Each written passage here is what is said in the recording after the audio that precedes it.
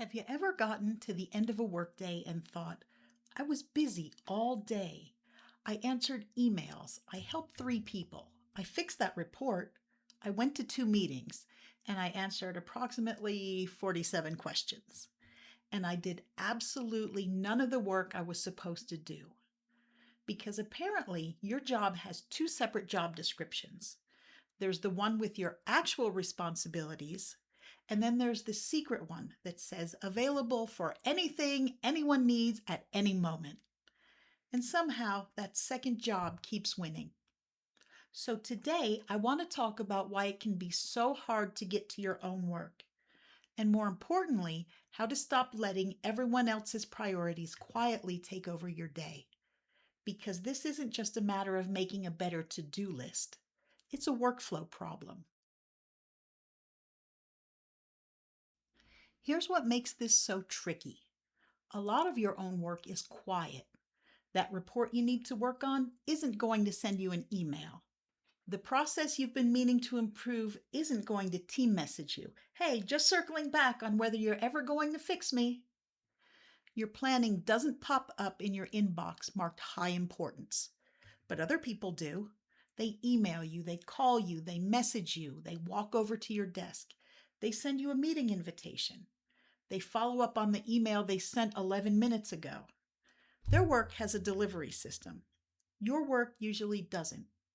And that means if you simply respond to whatever appears in front of you, other people's priorities will almost always get first crack at your time. Not necessarily because they're important, because they're louder. And then there's another problem. Let's say you open your inbox because you need one piece of information. Perfectly reasonable. You're going in, you're getting the information, you're getting out. Except while you're there, you notice an email you can answer really quickly, so you answer it. Then you see another one. Oh, that one just needs a file. Send the file. Then there's one from your boss. Better look at that. And suddenly you've been in your inbox for 35 minutes. You don't even remember what you originally went in there for. This happens with Teams. It happens with Slack. It happens when somebody stops by your desk. It happens when you finish a meeting and somebody says, oh, before you go. The problem isn't just interruption, it's expansion. One incoming request turns into 3. One quick check turns into half an hour. One small favor creates a follow-up. And every time that happens, your own work gets pushed a little further down the day. A request comes in. Can you look at this? And our brain immediately asks, can I do this right now? That's usually the wrong question because the answer is often yes. Can I answer this email right now? Sure. Can I find that document right now? Probably. Can I make that little change right now? Yep. But can I do it right now is very different from should I do it right now? That one question can completely change your workday because a request arriving is not the same thing as a request becoming your highest priority. Someone else pressing send does not automatically reorganize your day, or at least it shouldn't. This is where I want you to change the way you think about incoming work. Imagine your workday has a front door.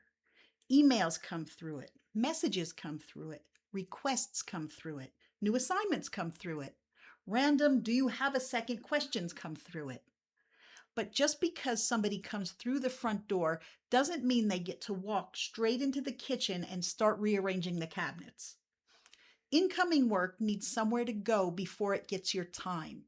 You need a little space between someone asked me to do this and I'm doing this now.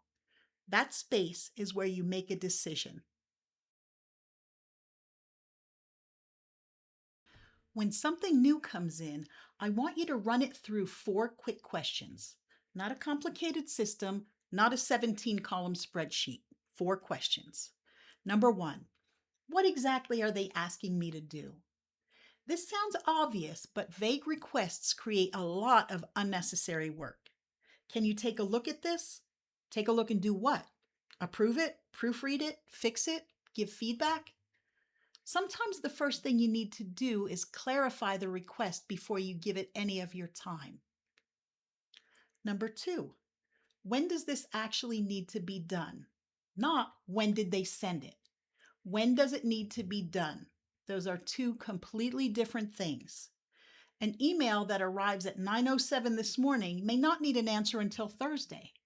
A request that arrives at 2:30 may genuinely need to be handled before 3. Find out which one you're dealing with. Number 3, does this need me? This is a big one for those of us who become the person everyone asks. Can someone else answer the question? Is the information already somewhere they can access? Are you doing this because it's actually your responsibility or because you're the person who usually knows how? And finally, number 4, where does this belong in my day? Now you decide. Right now? Later today? Tomorrow? This week? Maybe never? That's the part we often skip. We go straight from receiving to doing. And that's how your day slowly stops belonging to you. Now we have to fix the other side of the problem. Remember what I said earlier? Other people's work has a delivery system. Your work needs one too. If you have something important that requires your attention, don't leave it sitting quietly on a giant task list, hoping you'll eventually get to it. Decide when you're going to work on it. And I don't mean you have to schedule every 15 minutes of your day. I mean, give important work a place. Maybe 9 o'clock to 10 o'clock is when you work on the report. Maybe after lunch you spend 30 minutes on the new process. Maybe Thursday morning is your project block. Now something interesting happens. When an email arrives at 9:17, you're no longer choosing between this email and whatever else I might be doing. You're choosing between this email and the report I specifically decided to work on from 9 o'clock to 10 o'clock. That makes the trade-off much easier to see. Now, I can already hear someone saying, "That sounds lovely, Michelle, but people actually need things from me." Of course they do. We're not building a fortress around your desk. Being responsive is probably an important part of your job. The goal isn't to stop helping people. The goal is to stop treating every request as an immediate request. Those are not the same thing. You can be incredibly dependable without being instantly available every minute of the day.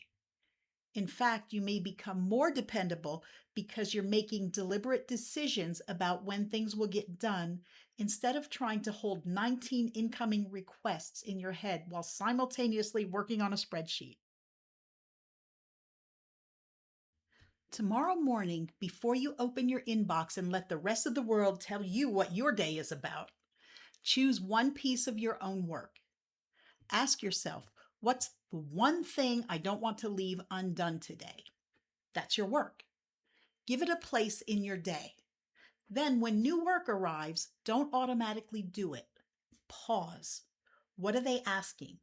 When does it actually need to be done? Does it need me? Where does it belong? You're not refusing the work, you're deciding where it goes. And that tiny difference can completely change the way your day feels. Because your job is not to get to your own work after everyone else is finished needing you.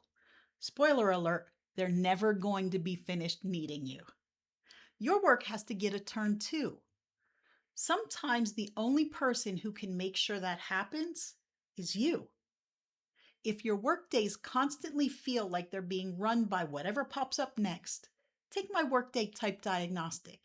It'll help you see the pattern that's making your particular workday harder than it needs to be and what to change first. Because making work feel lighter starts with knowing your workday type. I'm Michelle, the Workweek Whisperer, and I'll see you next time.